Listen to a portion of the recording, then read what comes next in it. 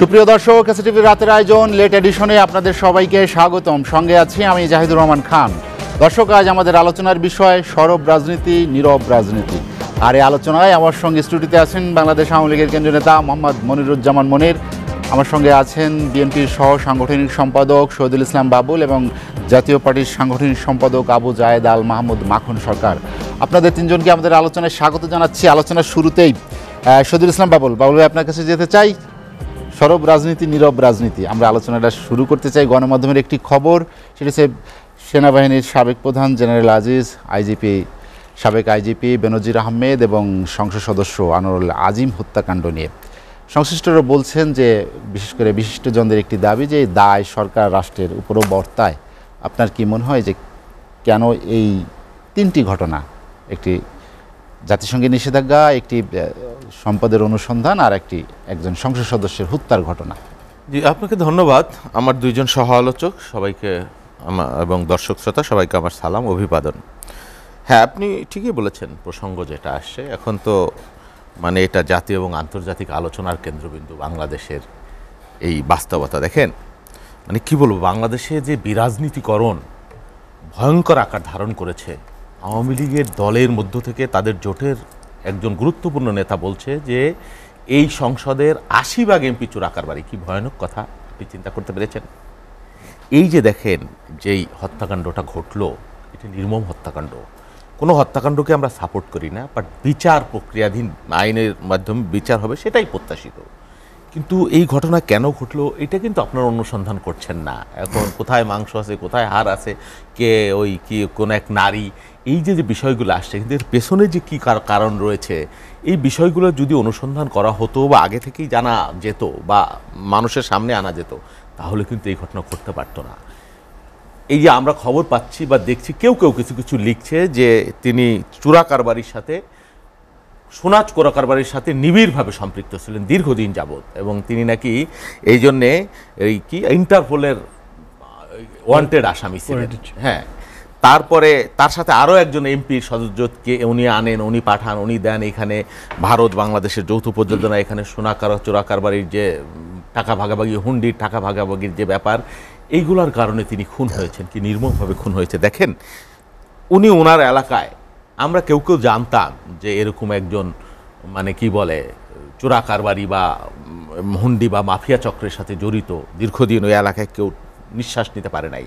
এই কয়েক বছর আগের কথা, ওইখানকার একটা 18 বছরের একটা বালক, সেই বালকটাকে ধরে নিয়ে তার চোখ উপড়ে ফেলে তাকে হত্যা করেছিল র্যাব ধরে নিয়ে। তখন এই বালক, তার গ্রামবাসী এবং তার মাকে নিয়ে এই এমপি সাহেবের কাছে গিয়েছিলেন যে আমার ছেলেটার প্রাণ ভিক্ষা দাও, সে আওয়ামী লীগ করবে।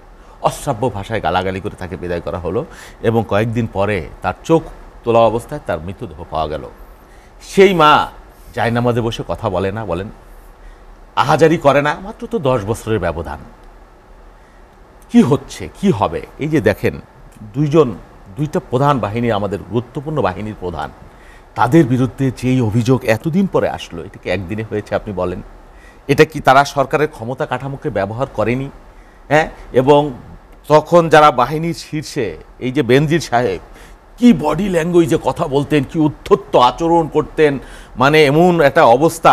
এবং উনি যখন র্যাবের ডিজি, আমাদের এই যে যত 600 কতজন গুম হলো, তার অধিকাংশ 80% গুম কিন্তু ওনার আমলে হয়েছে। আমরা তো শুনি, খবর পাই, যারা এইসব গুম প্রক্রিয়ার সাথে জড়িত, পারিবারিকভাবে এমন বিধ্বস্ত অবস্থা, সন্তানদের অবস্থা, নিজের পারিবারিক কি একটা অশান্তির মধ্যে তারা দিয়ে যাবেন। আপনি যাই বলেন, প্রকৃতির একটা বিচার কিন্তু আছে।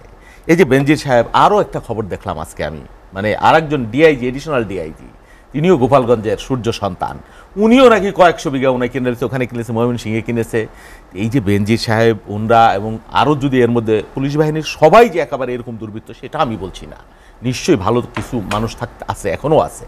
কিন্তু এই যে গোটা রাষ্ট্রটাকে একদিকে ক্ষুধা বাড়ছে, দারিদ্রতা বাড়ছে, এগুলা আপনার ওয়ার্ল্ড ফুড প্রোগ্রাম বলছে, বাংলাদেশের সরকারি সংস্থা বিবিএস বলছে 34% মানুষ খাবার কিনতে গিয়ে ঋণগ্রস্ত হচ্ছে, সঞ্চয় ভেঙে ভেঙে খাচ্ছে, স্কুলে পড়া ছেলেদের সংখ্যা কমে যাচ্ছে, বেকারত্ব 5.5 কোটির উপরে মানুষ কর্মহীন অবস্থায় আছে, আর ওনাদের কি বিপুল পরিমাণ সম্পদ।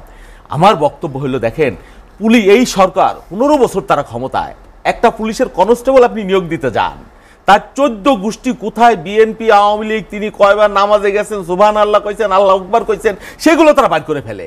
এই যে ওনাদের বাহিনীর এত বড় প্রধান, তারা যে এই যে কুমির হয়ে গেল, কুম্ভকর্ণ হয়ে গেল, এই খবর কি তারা জানে না? নিশ্চয়ই জানে। এখানে একটা গিভ অ্যান্ড টেকের ব্যাপার আছে, একটা মারাত্মক নেক্সাসের ব্যাপার আছে। কারণ এই যে 14 সালের নির্বাচন, সেই নির্বাচনে বেনজিদের ভূমিকা সরকার জানে, তারপরে আজিজ সাহেবদের ভূমিকা কি ছিল এগুলো সরকার জানে। তো সেই জন্যে আপনি যদি মাথায় বসে অন্যায় করেন এবং করান, তাহলে তার এই অন্যায় আপনি কিভাবে ধরবেন? বাংলাদেশের 5% মানুষের হাতে 50% সম্পদ চলে গেছে। এই যে বৈষম্যহীনতার কথা আমরা বলি, মুক্তিযুদ্ধের চেতনার কথা বলি, বাদ দেন আপনি গণতন্ত্র, বৈষম্যহীন সমাজ বা সাম্যের যে সমাজ, সেই সমাজের বাস্তবতা রিপোর্ট বলছে, গবেষণা বলছে, বাংলাদেশ এমন এক অদ্ভুত রাষ্ট্র যেখানে 100 কোটি টাকার মালিক যত সহজে যত অল্প দিনে হওয়া যায়, দুনিয়ার কোনো জায়গায় হওয়া যায় না। এটিকে আলাদিনের চেরাগ। একদিকে ব্যাংক বিমাগুলো শেষ হয়ে যাচ্ছে, লুণ্ঠন হয়ে যাচ্ছে। একটা গ্রুপকে আপনি 30,000 কোটি টাকা দিয়ে দিচ্ছেন, একটা গ্রুপের হাতে 7টা ব্যাংকে আপনি দিয়ে দিচ্ছেন, এবং তারা রাষ্ট্রের প্রশ্রয় পাচ্ছে, আশ্রয় পাচ্ছে। কারা তারা? আপনিও জানেন, আমিও জানি, সবাই জানে। আপনি বললেন নামও আমি বলতে পারি। একটা পুরো আস্ত ব্যাংক একজন গিলে খায় দোর্দণ্ড প্রতাপে সমাজে ঘুরে বেড়াইতেছে, টিকে টিকেও স্পর্শ করে না। এই বেনজির সাহেবরা কেউ কিছু বলছে এতদিন, এই যে তাদের মধ্যে ভাগাভাগির দ্বন্দ্ব, বা গোপালগঞ্জের 3 ভাগের 1 ভাগ কিনে ফেলেছে তারা 2-3 জন মিলে, এইটা হয়তো আওয়ামী লীগের লাগতে পারে যে গোপালগঞ্জে তুমি সব কিনে হালাইলা। এই যে সামগ্রিক বা অন্য কি বিষয় আছে, আমি সব বিষয় জানি না, বা এই যে সেনাপ্রধানের যে বাস্তবতা, সেই জন্য আওয়ামী লীগের ঘরনের একজন আজকে খুব একটা চমৎকার কথা বলছে, যেন আব্দুল নূর তুষার। উনি বলছেন যে চাকরের সম্পদ দেখে মনিবের সিন্ধুকের কি গভীরতা তা বোঝা যায়। চিন্তা করতে পারেন কি এক রাষ্ট্র। আমি একটু শুধু বলি, 1-2 মিনিটের মধ্যে শেষ করি, পার্থক্যটা কোথায়। আওয়ামী লীগকেও আমি দোষারোপ করছি না। 96-এর আওয়ামী লীগ 5 বছর ক্ষমতায় ছিল, তখন কি একজন বেনজির তৈরি হয়েছিল? নির্বাচিত আওয়ামী লীগ, বিএনপির কথা সরাই রাখেন, ইভেন 2001-9-এর যে নির্বাচন, আধা নির্বাচনও যদি হয়, মানুষ কিছুটা ভোট দিতে পেরেছে। হ্যাঁ, বিএনপি 29 সিট পেয়েছে, যাই পেয়েছে, সেই ভোটের পরেও এই যে একজন জেনারেল আজিজ বা এই যে একজন আনারকে আপনি পেয়েছেন, এরা হলো 14 সালের প্রোডাক্ট, রাতের ভোটের প্রোডাক্ট, ভোটের সারা ভোটের প্রোডাক্ট। এইগুলো যখন হবে, তখন আওয়ামী লীগের সাথে কিন্তু আওয়ামী লীগের পার্থক্য করে দেয় যে নির্বাচিত আওয়ামী লীগ কি আর অনির্বাচিত আওয়ামী লীগ কি, এটা এখন উপভোগ করছে। এই জন্য বলছে যে সংসদের মধ্যে এখন এই যে মাফিয়া তন্ত্র, এটা সর্বব্যাপী। এই 2-একটা আপনি টিপ অফ দ্য আইসবার্গ দেখছেন, এর পিছনে, এর ভিতরে যে বিশাল শিলাখণ্ড, সেটা আপনার দৃষ্টিগত হচ্ছে না, হতে দেওয়া হচ্ছে। বাবুল ভাই, আমি আপনার কাছে আবার আসবো। মনিরুজ্জামান মনির, যেটি শহীদুল ইসলাম বাবুল বলছিলেন যে 14-18 নির্বাচনের কথা, খুব কি ওই জায়গায় শুধু 14-18 নির্বাচন নিয়েই কি বেশিরভাগ সমালোচনাটা হচ্ছে? ধন্যবাদ আপনাকে, বিজ্ঞ আলোচক প্যানেল এবং এসিটিভির সকল দর্শকদেরকে বাংলাদেশ আওয়ামী লীগের পক্ষ থেকে শুভেচ্ছা জানাচ্ছি। আমি কথা বলার শুরুতেই ঘূর্ণিঝড় রিমালের জন্য যারা ইতিমধ্যেই নিহত হয়েছেন, যারা ক্ষতিগ্রস্ত হয়েছেন, তাদের সকলের প্রতি সমবেদনা, এবং যারা নিহত হয়েছেন তাদের আত্মার মাগফিরাত কামনা করছি। যদিও সরকার এবং সরকারের প্রধান বঙ্গবন্ধু কন্যা জননেত্রী শেখ হাসিনা এবং ওই মন্ত্রণালয়ের দায়িত্বপ্রাপ্ত মন্ত্রী মহিবুর রহমান সাহেব ঘূর্ণিঝড়ের পূর্বেই তাদের কর্মকাণ্ডের কারণে, প্রোঅ্যাক্টিভ ভূমিকার কারণে ক্ষয়ক্ষতির পরিমাণ খুবই কম হয়েছে। এ যাবৎকালে বাংলাদেশের ইতিহাসে এই পরিমাণে ঘূর্ণিঝড়, সেখানে আমরা শুকর আলহামদুলিল্লাহ যে কোনোভাবেই হোক সরকার তাদের ভূমিকা একটি উজ্জ্বল ভূমিকা ছিল বিধায় আমরা অনেক ক্ষয়ক্ষতি থেকে রক্ষা পেয়েছি।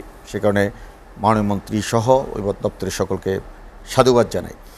দেখুন, আপনি আসেন, আপনার রাজনীতির কথা নিয়ে বলছেন, সরব রাজনীতি, নীরব রাজনীতি। জি, যথারীতি বিএনপির নেতারা এসে, আমি 3টি ইস্যু নিয়ে, যেটি নিয়ে রাজনীতি হচ্ছে কি, হ্যাঁ, যে 3টি ইস্যুর কথা বললেন শহীদুল ইসলাম বাবুল, এইগুলো নিয়ে রাজনীতি হচ্ছে। আমি আসছি এই জায়গাটায়। তো আমার কথাটা হলো, প্রথমত যারা রাষ্ট্রের কোনো কর্মকর্তা বা কর্মচারী, রাষ্ট্র তাদেরকে, দেশের মানুষের ট্যাক্সের টাকায় তার সংসার চলে, সরকার নির্ধারিত সময় তাদের বেতন দেয়, এবং এই সরকারটি কর্মকর্তা কর্মচারীদের জন্য বেতন ভাতাও বাড়িয়েছে। কারণ আমরা যখন 2000 সালের পর থেকে দেখলাম যে কর্পোরেট হাউসগুলোতে অনেক বেশি স্যালারি, সে কারণে মেধাবী ছেলেমেয়েরা সব কর্পোরেট হাউসগুলোতে চলে যাচ্ছিল, ব্যাংক এবং টেলিকম খাতগুলোতে। সেই সমস্ত কারণে বঙ্গবন্ধু কন্যা শেখ হাসিনা যথার্থ কাজ করেছেন, এবং প্রশাসনে যত মেধাবী ছেলেমেয়েরা আসে, সে কারণে তাদের বেতন ভাতা সুবিধা দিয়ে বাড়িয়ে দিয়েছে। স্বাভাবিক কারণেই রাষ্ট্রের একজন কর্মকর্তা বা কর্মচারী যারা সরকার থেকে বেতন পেয়ে থাকে, বোনাস পেয়ে থাকে, যেহেতু সরকার তাদের নির্ধারিতভাবেই মাসের শেষে বেতন পায়, মাসের শুরুতে বেতন পায় এবং একটি ভালো জীবনযাপন করার সমস্ত ব্যবস্থা করে থাকে। তারপর যারা এই কর্মকাণ্ডের সাথে জড়িত তাদেরকে ধিক্কার জানাই। বঙ্গবন্ধুর বাংলাদেশ, মুক্তিযুদ্ধের কাঙ্ক্ষিত আকাঙ্ক্ষিত বাংলাদেশে একজন মুক্তিযোদ্ধার সন্তান হিসেবে আমার কাছে এটা প্রত্যাশিত নয়। এখন আসেন একজন এমপির কথা নিয়ে যেহেতু শুরু করলেন যে আনার সাহেব সম্পর্কে উনি শুনেছেন সোনার চরকার বাড়ি, এরকমের আনার সহ যারা যারা আছে তাদের ব্যাপারে আমাদের অবস্থান zero tolerance. Being a political worker, আমি কখনো আনারদের জন্ম হোক বেড়ে উঠুক সেটা আমি চাই না। কিন্তু দুঃখজনক হলো সত্যি আমরা যখন এই আনার সম্পর্কে সমালোচনা করতে যাব, এই সোনা চরকার বাড়ির আগে এই বাংলাদেশে আনার তো পপুলারিটির বেস করেই দলের সাধারণ সম্পাদক বলেছে জনপ্রিয়তার ভিত্তিতেই তাকে মনোনয়ন দেওয়া হয়েছে। বাংলাদেশে একজন লুৎফুজ্জামান বাবরের জন্ম হয়েছিল, সুটকেস বাবর, ব্রিফকেস বাবর, স্বচালন করার মূল হোতা। সেই বাবরকে যে দল স্বরাষ্ট্র প্রতিমন্ত্রী বানিয়েছিল এবং বাংলাদেশে 2004 সালের 21শে আগস্ট গ্রেট হামলা ঘটিয়েছিল যার নেতৃত্বে, তার মাস্টার মাইন্ড ছিল তারেক রহমান এবং সেটার মাঠে এসে এক্সিকিউট করার দায়িত্বে ছিল লুৎফুজ্জামান বাবর। এরকমের সোনা চোরাকার বাড়ির সাথেও বাংলাদেশের মানুষ 2001 সালে 1 অক্টোবরের পরে এরকমের একজন ব্যক্তির উত্থান দেখেছিল, বলেছিল উই আর লুকিং ফর শত্রুস। এটা একটি পপুলার ডায়লগ ছিল। তাদের নেতারা যখন এই সরকারের অনেক সমালোচনার জায়গা থাকবে, একটি সরকার পরিচালনা করার সময় অনেক কিছুই সঠিক হয়েছে আমি সেটা মনে করি না, কিন্তু যারা 2001 সাল থেকে 2006 সাল পর্যন্ত বাংলাদেশকে একটি মানে এটা এর মতো মানে মানে এটা কি বলে অন্ধকারের যুগ, আরবিতে কি জানি বলে না, মানে সেই যুগে যাদেরকে প্রবেশ করিয়েছিল তারা যখন আনার সম্পর্কে সোনাচার কারবারি করার সাথে সাথে অনেক কথা বলেন, অবশ্যই বেনজির বা আজিজ যদি অপরাধ করে থাকে তাদের বিচার হবে। এখন দেখতে হবে ওনাদের সময় সুপারসিট করে কাউকে বঙ্গবন্ধু কন্যা শেখ হাসিনা কিন্তু চিফ অফ আর্মি স্টাফ করেননি, পুলিশের আইজিপি নিয়োগ করেননি। ওনারা যেটা করেছিলেন ওনাদের পারপাস সার্ভ করবেন এই কারণে অনেককেই সেনা প্রদান করেছিলেন। পরে আবার তাদের দ্বারা 111 ঘটেছিল। সেই রকমের একটা পরিস্থিতির মধ্যে থেকে যেহেতু তারা বড় হয়েছে সেই কারণে অন্যদেরকে এইভাবে দেখে। প্রশ্নটা সেটা না, প্রশ্নটা হলো আপনি এই রাষ্ট্রের গুণগত অনেক পরিবর্তন ঘটেছে, সাথে সাথে বেনজির বা জেনারেল আজিজদের নিয়ে বিএনপি নেতাদের বিভিন্ন রকমের অবজারভেশন আছে। সেটা আমি বলি 75-এর পরে তার পরিবারের লোকের বঙ্গবন্ধুর আদর্শ প্রতিষ্ঠা ক্ষেত্রে তাদের একটা উজ্জ্বল ভূমিকা ছিল এবং যারা আজকে তাদেরকে বিদ্যাঙ্গুলি প্রদর্শন করেন তার বাইরে জোসেফ, আমরা যখন ঢাকা বিশ্ববিদ্যালয়ের ছাত্র তখন জোসেফ ছাত্রলীগের নেতা ছিল, 22 বছর জেল খেটেছে। একটি মানুষ কোনো রকমের কোনো হত্যাকাণ্ডের সাথে জড়িত থাকলেও 20 বছরের পরে তার মুক্তি পাওয়াটা স্বাভাবিক। আজকের বিএনপি নেতারা সেগুলো ফোকাস করছে। আজকের আমাদের এই 96 আমলে বঙ্গবন্ধু কন্যা জননেত্রী শেখ হাসিনা যখন ক্ষমতায় তখন কিন্তু জোসেফ জেলে ছিল। অর্থাৎ আইনের শাসন কায়েমের জন্য, বিচারিক ব্যবস্থাকে শক্তিশালী করার জন্য যা যা করা দরকার সেটার দিকেই আমরা ফোকাস করছি। পুলিশ কনস্টেবল নিয়ে যখন কথা বলে আমার খুব হাসি লাগে। বিইং এ জার্নালিস্ট, আপনি বাংলাদেশের একজন সিজন্ড জার্নালিস্ট, আপনি জানেন বাংলাদেশে এযাবৎকালে পুলিশ কনস্টেবল নিয়োগের ক্ষেত্রে যে পরিমাণ স্বচ্ছতার সহিত, যে পরিবার পরীক্ষার মুখোমুখি হয়ে পরীক্ষায় উত্তীর্ণ হওয়া ছাড়া কোনো একটি কনস্টেবল নিয়োগ হতে পারে না। কিন্তু যখন পুলিশ কনস্টেবলকে ফোকাস করে তখন বাবুল সাহেবরা জানে না 2004 সালে জামাত বিএনপিকে চাকরি নিয়োগ দেওয়ার জন্য প্রশ্নপত্র দিয়ে দেওয়া হয়েছিল এবং তাদেরকে হাওয়া ভবনে ডেকে ওই দিন 2004 সালে প্রথম আলো সহ সমস্ত লিডিং পত্রিকাগুলোয় নিউজ হয়েছিল সেই বিসিএস সহ পুলিশ সাব ইন্সপেক্টর নিয়োগে। তারা আজকে পুলিশ কনস্টেবল নিয়ে কথা বলে যে পুলিশ নিয়োগ কনস্টেবল এখন অনেকটা স্ক্যানিং করে তাদেরকে চাকরিতে, অর্থাৎ রিটার্নে টিকতে হবে, তার শারীরিক ফিটনেস থাকতে হবে, তারপর একজন পুলিশ কনস্টেবল হবে। অথচ এটা ভুল জায়গায় মিস্টার বাবুল নক করলেন, ভুল জায়গায়। তা এটা হলো কি, আমি ব্যাংক করাপশনের সাথে যারা জড়িত, ব্যাংক লুটপাটের সাথে যারা জড়িত অবশ্যই তাদের বিচার হতে হবে। কোনো ব্যক্তির জন্য বাংলাদেশে এই যে স্বাভাবিক প্রক্রিয়া সেটা ব্যাহত করে আমি চাই না। এটার বুদ্ধি আমাদের ফোকাস হতে হবে, এটাকে আমরা অবশ্যই এক্সপোজ করতে চাই। কিন্তু আপনি নিজের যে দায়, যে দায়িত্ব সেটাকে বিবেচনা করবেন। আজকে আজিজ সাহেব বা বেনজিরদেরকে কাউকেই সুপারসিট করে বঙ্গবন্ধু কন্যা শেখ হাসিনা দেশে আইজিপিও করে নেয়, আর্মির চিফ অফ স্টাফও করে নেয়। সেই কারণে আমরা এদেশে সমস্ত কিছু যে স্বাভাবিক প্রক্রিয়ার মধ্যে, আমরা যদি 14 সালের নির্বাচনের কথা উনি বলছেন, 14 সালে নির্বাচনের দায় কি মিস্টার বাবুল এড়াতে পারেন? 2013 সালে 5টি সিটি কর্পোরেশন নির্বাচনে ম্যান্ডেট দেওয়ার পরও জনগণের রায়ের উপর আস্থা রেখে 14 নির্বাচনে যারা যেতে সাহস পায় না, তারা আজকে নির্বাচনী প্রক্রিয়ার কথা বলতে না। আমি বরঞ্চ বলি, being a political worker, BNP 14 নির্বাচনে না যাওয়ার মধ্যে থেকে গণতন্ত্রকে বাধাগ্রস্ত করেছে বিএনপি, এবং বিএনপির ধ্বংস 14 সাল থেকে শুরু হয়েছে। 14 নির্বাচনকে বয়কটের নামে সেদিন প্রতিহত করতে 500 স্কুল পুড়িয়েছিল, শত শত মানুষকে হত্যা করেছিল, সন্ত্রাস সম্ভাবনাকে পেট্রোল বোমা দিয়ে জ্বালিয়ে দিয়েছিল। এই কারণে আজকে বিএনপি রাজনৈতিক দল হিসেবে বেরিয়ে হওয়ার পথে। আমি মনে করি আগামী দিনগুলোতে যদি তাদের ইতিবাচক পরিবর্তন না ঘটে, রাজনীতি যদি ইতিবাচক পরিবর্তন না ঘটাতে পারে, তাহলে বিএনপি নামক কোনো রাজনৈতিক দল বাংলাদেশে এক্সিস্ট করবে।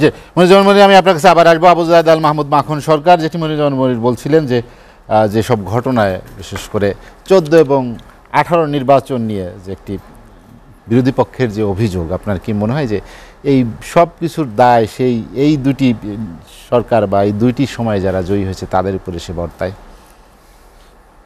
অ্যাকচুয়ালি দোষারোপের রাজনীতি আমরা অনেক দিন যাবৎ খেয়াল করছি। ধন্যবাদ আপনাকে।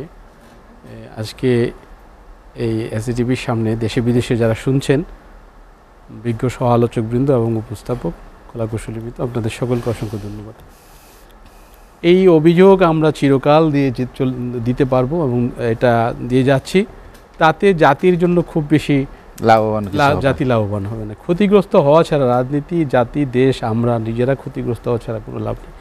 এখানে আত্মসংশোধনের চিন্তা আমরা কখনোই করি না, যে আমি সঠিক করছি, আজকে সঠিক করছি না, কালকে সঠিক করব, ঠিক আছে আজকে কোনো কারণে আমি সঠিক করছি না, এই চিন্তাটাও আমাদের মধ্যে আসে না, এই বোধটাও আসে না।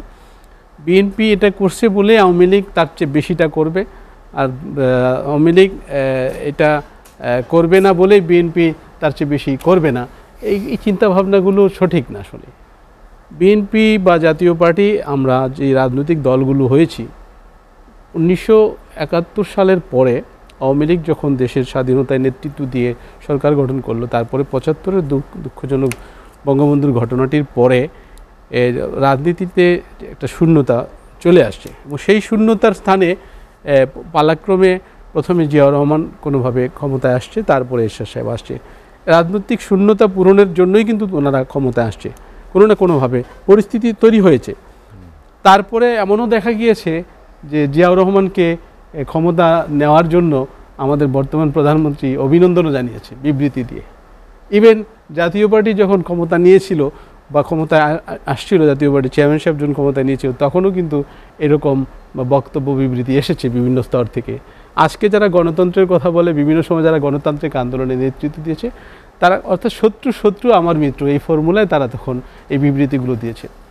তা আমার মনে হয় এই আজকে স্বাধীনতার 52-53 বছর বয়স চলে গিয়েছে, একটি দুধের শিশু এতদিনে মধ্যবয়সী হয়ে গিয়েছে।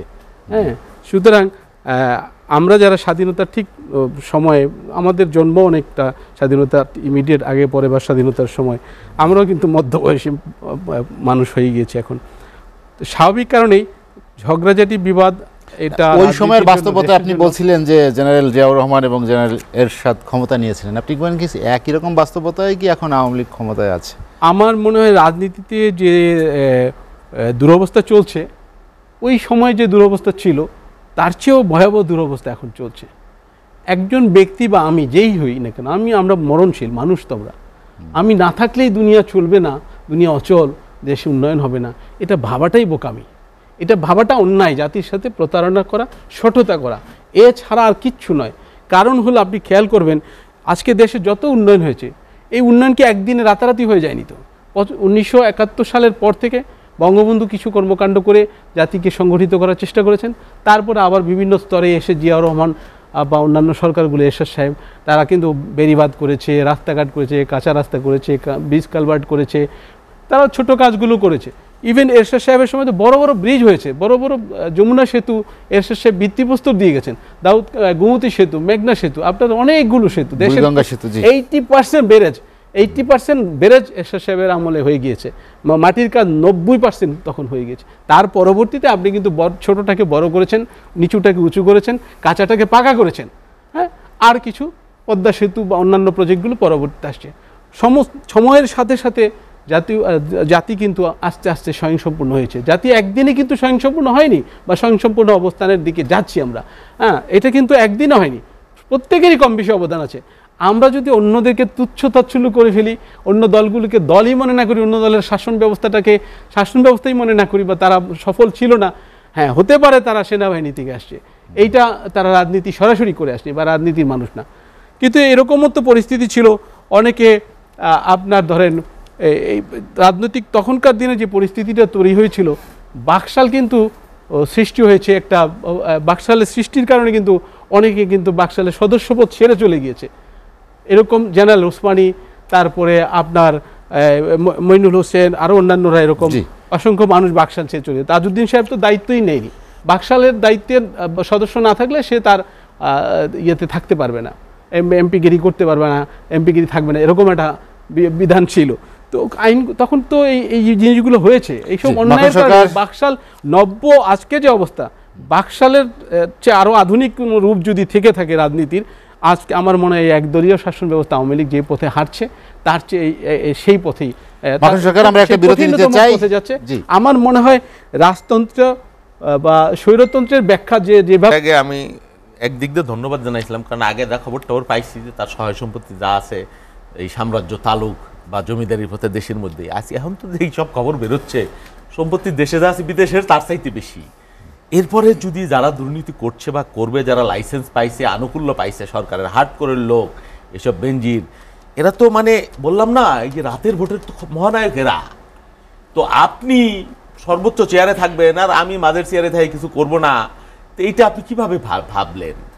আমি ওই কথাটা বলছিলাম যে আওয়ামী লীগ যখন মানুষের ভোটে নির্বাচিত হয়েছে তখন এইসব বেঞ্জিরদের তৈরি করে না, কারণ মানুষের কাছে দায়বদ্ধতা ছিল। 96 থেকে 2000 আমার দেশ এবং দুনিয়া এইসব অঞ্চলে আপনি খুঁজে দেখেন, সাবকন্টিনেন্টে কোনো আর্মি চিফ বার্মা বাদে বা পুলিশ প্রধান মার্কিন স্যাংশন পেয়েছে, বা এই ধরনের দুর্নীতির স্যাংশন যে এমনি এমনি হয়েছে তা তো না। এই ধরনের দুর্নীতির ভয়াবহ চিত্র, এক একটা সাম্রাজ্য, মানে কি বলবো, আপনার চোখ উপড়ে যাওয়ার মতো একটা বাস্তবতা খবর আমরা দেখছি। আপনি চিন্তা করতে পারেন যেই দেশে মানুষ মানে কি বলে, এই যে বললাম না, বাবার চিকিৎসা করাতে পারে না, যে দেশে স্কুলে যাওয়ার ছাত্র সংখ্যা ঝরে পড়তেছে, যেই দেশে 5 কোটি মানুষ বেকার, যেই দেশে 34% মানুষ খাবার কিনতে যায় লোনগ্রস্ত করছে, কিনে মানে কি বলে সঞ্চয় ভেঙে ভেঙে খাচ্ছে, আর সেই দেশে আপনি এরকম বিশাল সম্পত্তির মালিক হয়ে যাচ্ছেন এই কিছু গোষ্ঠী। আমি পার্থক্যটা ওইটাই বলছিলাম, ওই যে বললো না বিএনপির আমলের এটা হয়েছিল ওটা হয়েছিল বা কি হয়েছে, আপনি বিএনপির আমলে কি বলতে পারবেন? বিএনপি তো 2বার পূর্ণমেয়াদে ক্ষমতায় ছিল, বেগম খালেদা জিয়ার কথা বললাম। এই যে শেয়ার মার্কেট এই বেহাল দশা হয়েছে, আপনি খবর নেন গত সপ্তাহে 48,000 কোটি টাকা এই শেয়ার মার্কেটে লুট হয়ে গেছে।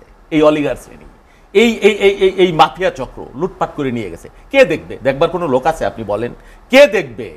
এই যে বলা হচ্ছে যে আলাদিনের যে দত্তের চেরাগের দত্তটা কোথায়? এখন তো মানুষ বাংলাদেশ ব্যাংক থেকে ওখানে সাংবাদিকরা নিষিদ্ধ, ওখানে যেতে পারবেন না। যারা লুট করবেন সম্পদ তারা বাংলাদেশ ব্যাংকে যেতে পারবেন। তা বাংলাদেশ ব্যাংকের সাথে তাদের সম্পদ আছে, দেশের সম্পদ বিদেশে, বাংলাদেশের টাকা দিয়ে সিঙ্গাপুরের শীর্ষধনী হচ্ছে, আর বাংলাদেশের মানুষ খাবার পায় না। বাংলাদেশের মানুষ স্কুলে বাল্যবিবাহ বাড়ছে, সমস্ত আপনার দক্ষিণ এশিয়া। আজকে আমি একটা খবরে দেখলাম, দক্ষিণ এশিয়ার মধ্যে প্রাথমিক শিক্ষকদের বেতন সবচাইতে কম বাংলাদেশে।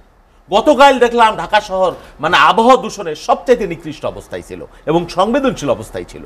আপনি উন্নয়নের কথা বলবেন, এই যে বললো না, এই যে মনির সাহেব যে কি দলীয়করণ বিএনপি করছিল, কি প্রশ্নপত্র দিছিল। আরে ভাই, এখন পুলিশের দারোগা নিয়োগ, আমরা তো এই দেশের নাগরিক, আমরা তো শুনি কেউ যদি কোনোভাবে বিসিএস টপকায় মপকায় যায় মেধার জোরে, তার 14 জেনারেশনে কোনো বিএনপি জামাতের ন্যূনতম সম্পৃক্ত থাকলে কুইট, চাকরি নাই। ভাইস চ্যান্সেলর বলে যে চাকরি পাইতে হলে ছাত্রলীগ করতে হবে, মানদণ্ড ওইটা। ভাইস চ্যান্সেলর বাংলাদেশের গুণীজন বিশ্ববিদ্যালয়ের উপাচার্য ঘোষণা দিয়ে বলতেছে, আবার কয় যে আমি যদি যুবলীগের পদ পাই তাহলে ভাইস চ্যান্সেলগিরি করবো না। কি লোভনীয় পদ! আপনি বুঝতে পারছেন আওয়ামী লীগের এই বাজারে আর নিয়োগ? আপনি দেখেন বাংলাদেশের একটা বিশ্ববিদ্যালয় এই আওয়ামী লীগের 14 সালের পরে পৃথিবীর 500 বিশ্ববিদ্যালয়ের সেরা বিশ্ববিদ্যালয়, এশিয়ার 300 বিশ্ববিদ্যালয়ের মধ্যে বাংলাদেশের বিশ্ববিদ্যালয়ের নাম নাই। পাকিস্তানের 12টা আছে, ভারতের 40টা আছে, নেপালের 4-5টা আছে, বাংলাদেশের নাই। কোথায় গেছে শিক্ষার মান? IMGPA 5 এই প্রজন্ম দিয়ে আপনি বিশ্ববিদ্যালয়ে কিভাবে থাকবে? আপনি বলেন, বিশ্ববিদ্যালয়গুলোর শিক্ষক নিয়োগের যে মানদণ্ড কোনোদিন কোনো কালে সামরিক স্বৈরাচার যে উনাদের দলের সময় এরকম হয় নাই। এখন যেটা হচ্ছে ছাত্রলীগের মধ্যে নিকৃষ্ট ছাত্রলীগ যেটা সেকেন্ড ক্লাস 34তম, first class first second third তো নাই, এইরকম নিয়োগ করতেছে। এই বিশ্ববিদ্যালয়গুলোকে, শিক্ষা কেন্দ্রগুলোকে দুর্বৃত্ত তৈরির কারখানা। এই কারণে আবরারকে মারছে, মানে পিটিয়ে পিটিয়ে ভাবে মারতেছে। ছাত্রলীগ তার আভ্যন্তরীণ দ্বন্দ্বে 28 জন এই কয়েক বছরে নিজেরা নিজেদের কুপায়ে গুলি করে খুন করছে, আবু বকর সহ। টেন্ডারবাজি, চাঁদাবাজি, মাদক বাণিজ্য। এখন আপনি ওই যে হানা বোর্ড, ওই জিয়া রহমান কেমনে আসলো, ওই এরশাদ সাহেব বেকা ছিল, তেরা ছিল, এই কাহিনী বইলে আপনি যদি মানুষকে ভুলাইতে চান, মানুষ কি ভুলবে? আপনি জানেন বাংলাদেশের বিএনপি তো এতবার ক্ষমতায় ছিল, ওনাদের দলও ছিল সামরিক স্বৈরাচার বলি আমরা। 300 বাড়ি এক মন্ত্রী ধনের কোন দেশে আছে? কোন দেশের কোন মন্ত্রী বিলেতে 300 বাড়ি আপনি খুঁজে পাবেন? তারে আবারও আপনি নমিনেশন দিয়েছেন, আবারও মন্ত্রিত্ব বাদ দিয়েছেন, ভালো কথা, সংসদীয় কমিটির সভাপতি বানায় রাখছেন। হ্যাঁ, কি ভয়ঙ্কর ব্যাপার। বাংলাদেশের টাকা নিয়ে সিঙ্গাপুরে সিংসদণ্ডী হয়েছে। এই যে বেনজির শুধু না, কতশো লোকের দুবাইয়ের রিয়েল এস্টেট খাতে কতশো কোটি টাকা হচ্ছে। এখন তো মানুষ বলে যে আওয়ামী লীগের যদি পাতি নেতা ওয়ার্ডের ঘরে যায় খুঁজেন, দেখবেন খাটের তলে টাকা টাকা টাকা, কত কোটি টাকার গল্প। এখন আপনি ওই হাওয়া ভবনের ফানুসের গল্প বললো না তারেক রহমানের কথা, হাওয়া ভবনের গল্প আর কি 15-21 আগস্ট। আমি যদি কই ভোট চুরি হয়েছে, কয় 15 আগস্ট। আমি যদি কই টাকা ব্যাংকের টাকা চুরি হয়ে গেছে, কই 21 আগস্ট। আমি যদি কই যে শেয়ার মার্কেট লুট হয়ে গেছে, এই 21 আগস্ট। আরে ভাই, তারেক রহমান 15 বছর এই দেশে নাই। এই যে 21 আগস্টের গল্প বলে, দেখেন তারেক রহমানের সবচাইতে বিদ্বেষী ছিল 111 সরকার। সেই সরকারও তারেক রহমানকে এই মামলায় সম্পৃক্ত করতে পারে নাই। উনরা ক্ষমতায় আসবার পরে আব্দুল কাহার আখন নামে অবসরপ্রাপ্ত একজন পুলিশ অফিসারকে তারা এবার পুরস্কৃত করছে তারেক রহমানকে সংযুক্ত করার কারণে, এমপি বানাইছে এই আওয়ামী লীগ। এই যে মুক্তি হান্নানকে ধৈর্যই না, তার পায়ের নখ উপড়ে ফেলে 76 দিন রিমান্ডে নিয়ে তার মুখ দিয়ে তারেক রহমানের নাম বলে তারপর তারে 21 আগস্টে সম্পৃক্ত করেছেন।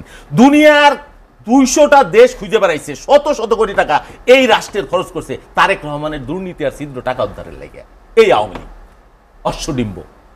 কথা বলা এক জিনিস, আর প্রমাণ আর দেখছি সেটা অন্য জিনিস। শহীদ ইসলাম বাবুল, দুর্ভাগ্য। আমি আপনার কাছে আবার আসবো। মনিরুজ্জামান মনির, না, ওই যে প্রমাণের কথা বলছেন, শুধু কি সমালোচনার জন্য সমালোচনা করছি, না এর মধ্যে আমরা রাজনীতি খুঁজছি? শুধু সমালোচনা করার জন্য সমালোচনা নয়, গঠনমূলক সমালোচনা করাকে আমি ইতিবাচকভাবে নেওয়ার মানসিকতা আমি পোষণ করি। বিইং এ পলিটিক্যাল ওয়ার্কার, আগেই বলেছি, যারা দুর্নীতি টাকা পাচারের সাথে জড়িত অবশ্যই আজ বা কাল তাদের বিচার হবেই, এই বাংলার মাটিতেই হবে, এটা আমি বিশ্বাস করি। কিন্তু আপনি যদি গণহারে বলে গেলেন আওয়ামী লীগের পাতি নেতার বাড়িতে টাকা পাওয়া যাবে, দেশের 90% আওয়ামী লীগের নেতাকর্মীরা স্বচ্ছ জীবনযাপন করে, এবং যেটা মিস্টার বাবুল আজিজ সাহেবের ক্ষেত্রে বললেন, আজিজ সাহেব বাংলাদেশের একজন চিফ অফ আর্মি স্টাফ ছিলেন, তার যে ঘটনা ঘটেছে আমেরিকান স্যাংশন দিয়েছে, তো আমেরিকা স্যাংশন দিয়েছে সেটা নিয়ে খুব উত্তেজিত বা খুবই এক্সাইটেড বিএনপি নেতৃত্ব। কারণ কি? আমি যদি প্রশ্ন করি, জেমস এফ মারিয়ার্টি সাবেক রাষ্ট্রদূত আমেরিকান বাংলাদেশ হাই কমিশনের, তো এই রাষ্ট্রদূত 2004 সালে তার বার্তায় বলেছিলেন তারেক রহমান একজন চোর, জঙ্গিদের পৃষ্ঠপোষক, সন্ত্রাসীদের লালন পালনকারী। তার মানে কি দাঁড়ায়, মিস্টার বাবুল ওনার দলের acting secretary, acting president, acting chairman mister Tarek রহমানকে দল থেকে বহিষ্কার করবেন?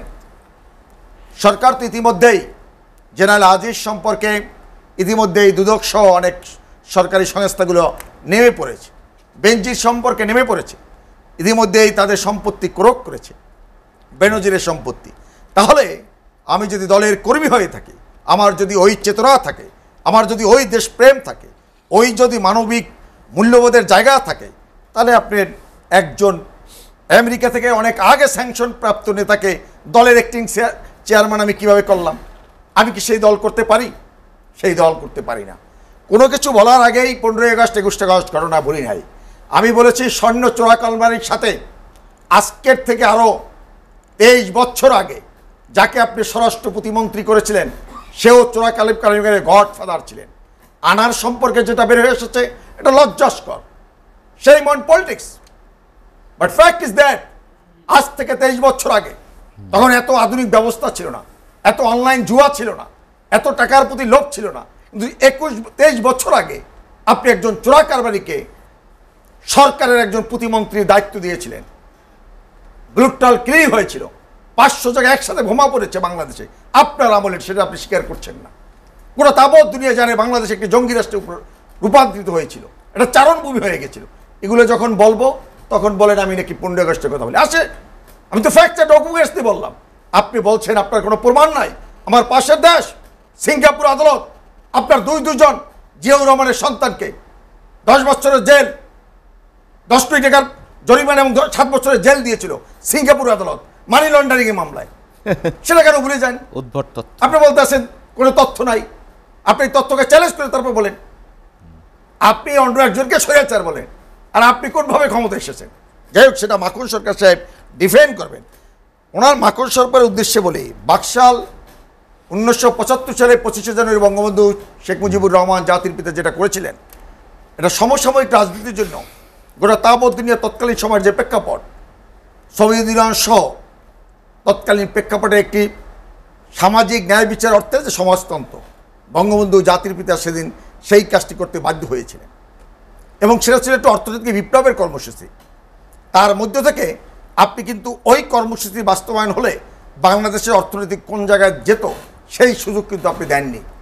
সেটা কিন্তু খন্দকার মোস্তাক বা জিয়াউর রহমানরা সেই সুযোগ বাঙালি জাতিকে সেই সুযোগ থেকে বঞ্চিত করেছে। আপনি সেটা এক্সপেরিমেন্ট না করে সেটা সম্পর্কে হঠাৎ করে আপনি অগণতান্ত্রিক বলতে পারেন না। আপনারা যারা অগণতান্ত্রিকভাবে এসেছেন তারা একটি সরকার, এবং সেটা প্রকাশ্য দিবালোকে মহান জাতীয় সংসদে পাশ হয়েছে, সেটা রাতের আধারে নয় মিস্টার মাখন। এগুলো আমাদেরকে মাথায় রাখতে হবে। থিং ইজ দ্যাট ডেমোক্রেটিক ওয়েতেই বাকশালের কর্মসূচি পাশ হয়েছিল। কেউ কেউ কর্মসূচি তার ভালো লাগে না, সে মনে করে সেটা যথার্থ নয়, সে প্রোটেস্ট করেছে। তো গণতান্ত্রিক একটা প্র্যাকটিস। আপনার সব কথার সাথে আমি এক হব তাও না, আবার আপনি আমার সব কথার সাথে এক হবেন তা নয়। আমার কর্মসূচিকে আপনি ডিফেন্ড নাও করতে পারেন, কিন্তু আপনি সেই কর্মসূচি হইতে দিলেন না। জাতির পিতা যে মহানায়কের কারণে আপনি দেশ পেলেন, তার হত্যার বিচার করা যাবে না, এইরকম একটি কুখ্যাত ইন্ডিভিজুয়াল অর্ডিন্যান্স জারি করেছিল খুনি মোস্তাক, আইনে রূপান্তরিত করেছিল খুনি জিয়াউর রহমান। সেটাকে আপনি অন করেন যে রাষ্ট্রের মহানায়ক, যে রাষ্ট্রের জন্ম দিলেন। এরকমের অদ্ভুত সংস্কৃতির মধ্য থেকে বাংলাদেশ এসেছে। আপনি বলেছেন, আমরা শুনি, আমরা বলি, আমরা বলতে চাই, এই দুর্বৃত্তায়ন পলিটিক্সের বিরুদ্ধে কথা বলতে চাই। তার জন্য আগে আপনাকে সংশোধন করতে হবে। আপনি কি কি ভুল করেছেন? Being a political worker, being a political party, আজ পর্যন্ত জাতির সামনে উপস্থাপন করতে পেরেছেন? আজ পর্যন্ত বিএনপি বেগম জিয়া হঠাৎ করে আর কি অসহযোগ আন্দোলনে ডাক দিলেন? কোনো গণতান্ত্রিক সভ্য দুনিয়ায় রাজনৈতিক কোনো দল যদি গণতান্ত্রিক হয় তাহলে তো আমার নেতৃত্ব 96 সালে আন্দোলন করেছিলেন তত্ত্বাবধায়ক সরকারের জন্য। আমরা আজকে হরতাল দিলে সন্ধ্যার সময় হরতাল, পরের দিন চলবে না বা কয়েক ঘন্টা চলবে, সাংবাদিকদের জানিয়ে দেওয়া হতো। বেগম জিয়ার অসহযোগ আন্দোলন এখনও বাংলাদেশে চলমান।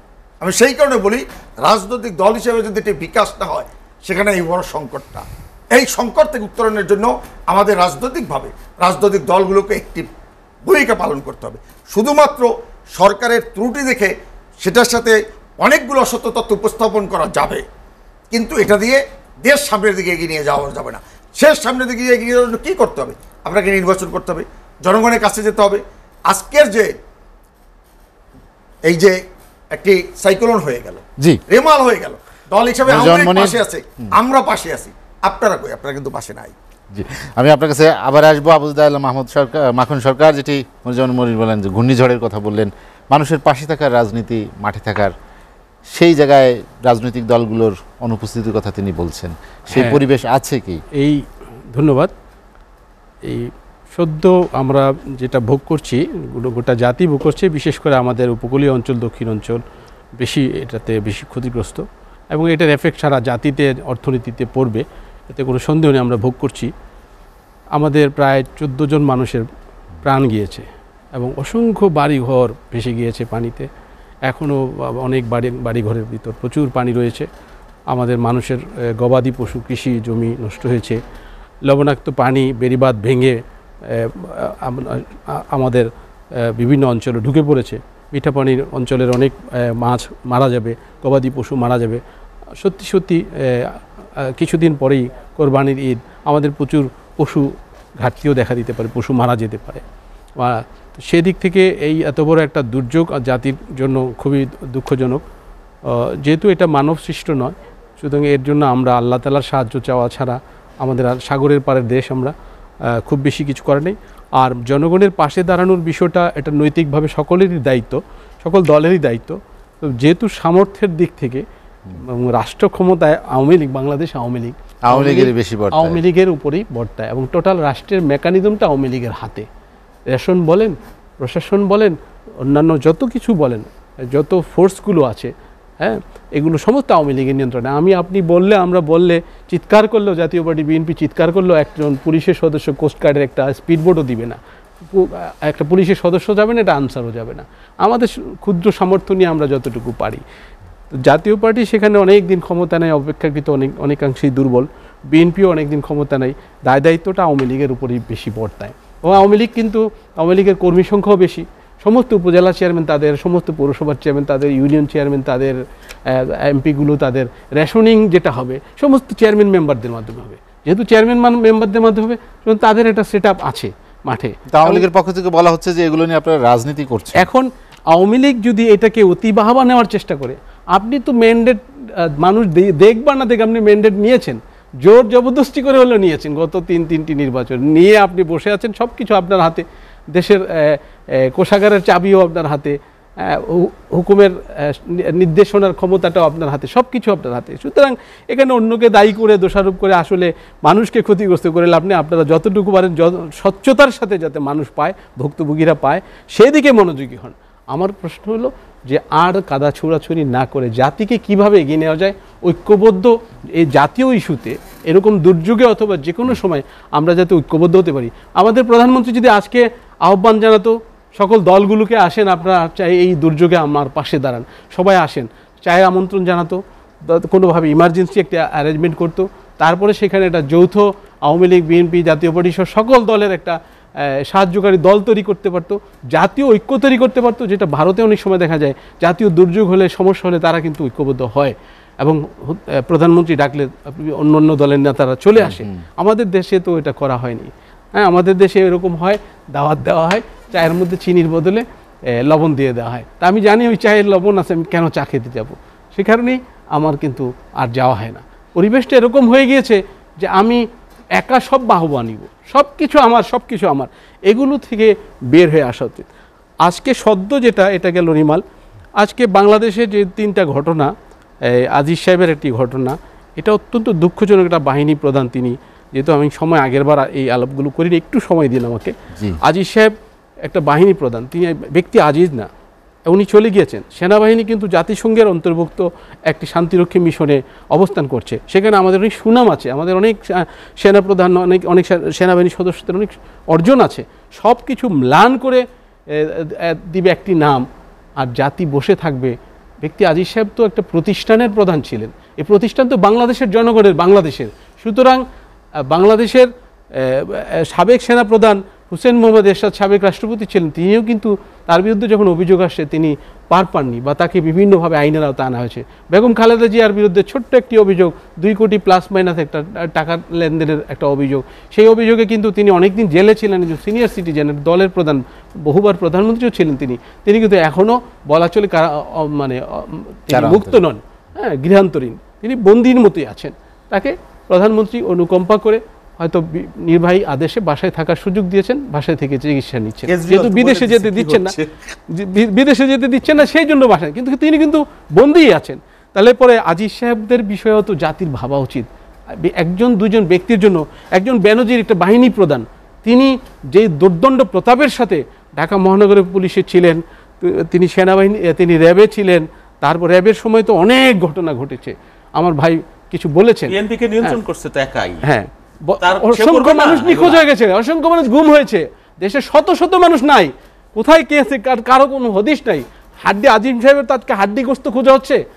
এমন মানুষকে আমরা চিনি যারা কোনো রকমের কাগজের মতো সাদা, এরকম সাদা যাদের জীবন, এরকম মানুষকেও নিখোঁজ করে ফেলছে, তার সাথে তার ড্রাইভার, তার সহযোগীরাও নাই।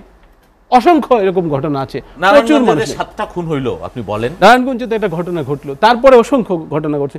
আমাদের কুমিল্লা হুমায়ুন পারভেজ আর হিরু ভাই দাওয়াত খেয়ে দিয়ে গেছে, হিরু ভাইয়ের সাথে হুমায়ুন ভাই আমার ব্যক্তিগত বন্ধু মানুষ, তা সে নাই, হুমায়ুন ভাইও নাই, হুমায়ুন ভাইয়ের ড্রাইভার নাই, গাড়ির ড্রাইভারের অপরাধ কি? এরকম ঘটনা তো এদেশে হয়েছে, এগুলো আর কত হবে? এরাই তো করছে, এই বেনজিরাই করছে।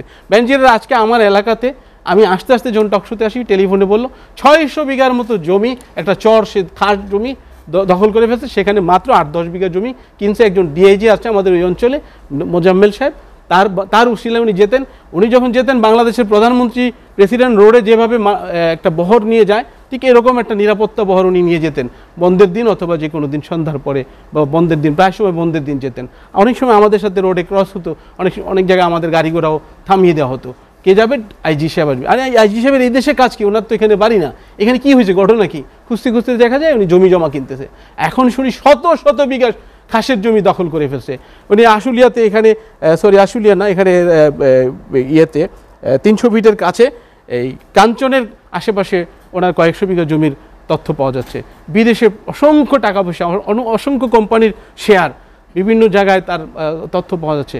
তার বিরুদ্ধে 2 বার ক্রোকি পরোয়ানা হয়েছে। এটা কত বড় লজ্জার! একটা বাহিনী প্রধান চোরের মতো পালায় আছে। একটা বাহিনী প্রধান তো বীরের মতো, সে আইন কানুন নাড়াচাড়া করেছে, আইন কানুন নিয়ে গবেষণা করেছে, চর্চা করেছে, প্রয়োগ করেছে, আইনের উপর বসেছিল, আইনের সমস্ত ধারা উপধারা তার জানা।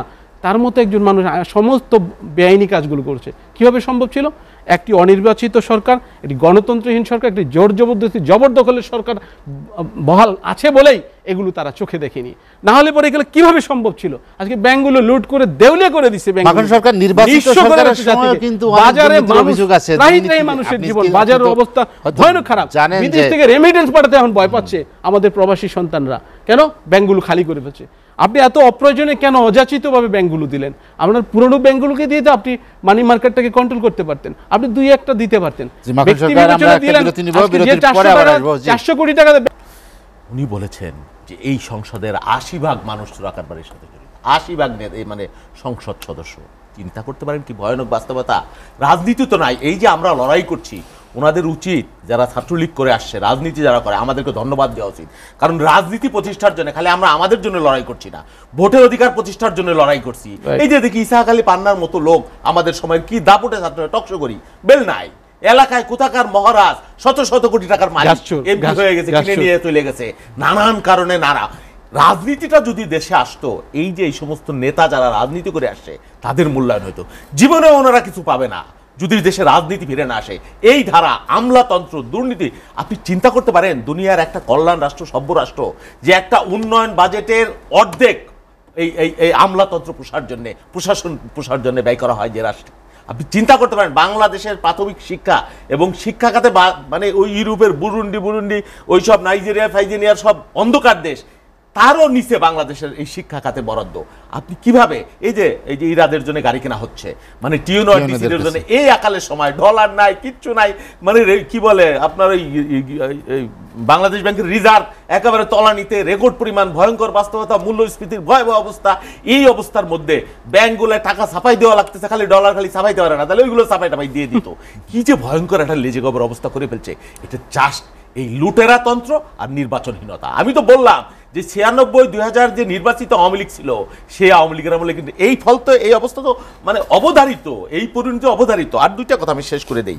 দেখেন এই যে ক্রিপ্টোকেসি নামে একটা শব্দ আর কিনিরা যে ধারা দিছে, মানে একটা সংঘবদ্ধ মানে অপরাধ চক্র, দুর্নীতি চক্র, এবং এই চক্রের মাধ্যমে দেশ এবং সমাজের যে ক্ষতি করা, সেটা কিন্তু ব্যবহার করছে। এখানে শুধু জেনারেল আজিজ একাকে কিন্তু বলা হয় নাই। আর একটা জিনিস, একটা তথ্য দিল আমার সহালোচক মনে হচ্ছে, সিঙ্গাপুরের আদালত তারেক রহমানের নাকি 10 বছরের সাজা দিচ্ছে। এই জীবনে, আমার রাজনীতির জীবনে আজকে আমি প্রথম শুনলাম এই কথা। আমি দুঃখিত যে আমি বাংলাদেশে থাকি নাকি আফ্রিকার জঙ্গলে থাকি, আমি জানি না। আপনারা জানেন কিনা আমি জানি না। এই যে উদ্ভট তথ্য, সত্য মিথ্যা, সিঙ্গাপুর থেকে টাকা ফেরত আসছে, এটা সত্য। শোনেন, না তারেক রহমানের নামে কোনো টাকা ফেরত আসছে, আমি চ্যালেঞ্জ করে বললাম পৃথিবীর কোন দেশ থেকে যদি এটা হয়, আমি রাজনীতি ছেড়ে দেবো, নাকে খত দিয়ে চলে যাবো এখান থেকে, দায়িত্ব নিয়ে বলছি। আপনি বললেই সেটা হবে না। আমি তো বললাম তারেক রহমানের দুর্নীতি খোঁজার জন্য যত শত কোটি টাকা খরচ করছে, আমি বলি। আর কি বলে শেষ কথা হইলো, এই যে 500 বোমা পড়ছে নাকি বিএনপিরা বলে, সেই কথা বললো জঙ্গি। আরে ভাই, বাংলাদেশের প্রথম জঙ্গি রমনা বাটমূলে আওয়ামী লীগের শাসন আমলে, বাংলাদেশে যশোরের উদীচীর হামলা আওয়ামী লীগের শাসন আমলে প্রথম, এবং বাংলাদেশে বিডিআর হত্যাকাণ্ড ভয়ানক। আমি বলছি মুক্তিযুদ্ধের সময় যত আর্মি অফিসার হত্যাকাণ্ড হয়, এই বিডিআর হত্যাকাণ্ড বললাম তো যশোরের, এই আওয়ামী লীগের আমলে। সব দায় কি আওয়ামী লীগ নিবে? ভয়ঙ্কর ব্যাপার। কথা বললেই সেটা হয় না, দায়িত্ব আলোচনা শেষ করতে চাই, হাতে সময় নেই। এই যে বেনজিরের যে পরিণতি, উনি যেটা বলছিল, অনেক নিরীহ মানুষ যারা বিএনপিও করে না, এরকম মানুষ নারায়ণগঞ্জে একজনকে খুন করার জন্য কয়েকজন দেখছে, উকিল একজন, তাদেরকে আপনি নাই করে দিচ্ছেন। এই বেনজির সাহেবদের এই যে পরিণতি, ভাগ্য ভালো যে ওনারা হয়তো দুদক জিজ্ঞাসাবাদ করছে, এই যে আনার সাহেবের যে অবস্থা, এগুলো কিন্তু ইতিহাস নির্ধারিত। মানে জালেম, ওই যে বলে না, পীড়ন করিলে সে পীড়ন এসে পীড়া দিবে তোমাকেই, কেউ ছাড়া পাবে না। আপনি লিখে রাখেন আজ, কাল অথবা পরশু, চারটেই সময় পাবেন। শহীদ ইসলাম বাবুল, আপনাকে অসংখ্য ধন্যবাদ আমার সঙ্গে আলোচনায় যোগ দেওয়ার জন্য। মনিরুজ্জামান মনির, আলোচনা শেষ করতে চাই। আমি কোনো কথা বলা দরকার নেই। প্রথমত টাকা ফেরত আসছে, বাংলাদেশের সকল মানুষ জানে। এখন ওনার নেতার পক্ষে কথা বলতে হবে। আমি যে কথাটা বলেছিলাম সেটা ডকুমেন্টারি কথা বলেছিলাম, সেটারও আনসার করতে পারিনি। অতএব ওনার সাথে এই যুক্তি তর্ক ওনারা জানেন না বা ওই লাইনে হাঁটতে চান না, ওই সংস্কৃতিতে বিএনপি নেই। এরপর আসেন মিস্টার মাখন সরকার বলেছেন খুব দরদিভাবে যে বেগম জিয়ার বিষয়টা খুব ছোট, 2 কোটি টাকার বিষয়। বাংলাদেশের একজন সরকার প্রধান অন্যায়ের সাথে জড়িত ছিল, তার বিচার হবে না, বরঞ্চ আপনি বিইং এ পলিটিক্যাল লিডার আপনাকেই বেশি সাবধানতা অবলম্বন করতে হবে। একটা সরকার প্রধান ছিল, রাষ্ট্রের ছিও ছিল, সে অন্যায়ের সাথে জড়িত ছিল এবং সরকার প্রধান হিসেবে বঙ্গবন্ধু কন্যা শেখ হাসিনা যখন সেই সরকারের সাবেক প্রধানমন্ত্রী বেগম খালেদা জিয়া যখন তাকে হত্যা করতে চায়, আর করোনাকালীন সময় শেখ হাসিনা তার জীবন রক্ষা করার জন্য নির্বাহী দেশে তাকে বাসায় রাখে।